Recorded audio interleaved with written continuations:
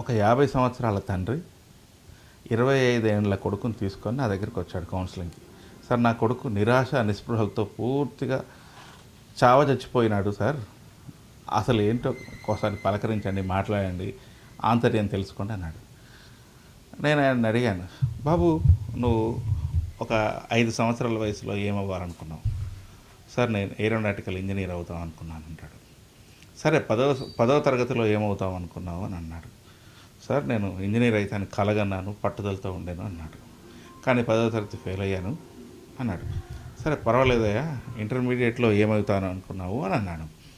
Sir కష్టపడి చదివాను, intermediate pass అయితే సరిపోద్దని అనుకున్నాను అన్నాడు.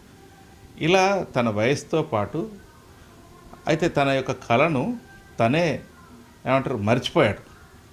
ఇప్పుడు తన కళ చనిపోయింది తన 25 ఏళ్ల వయసు నాటికే. అంటే తను చనిపోయినట్టే.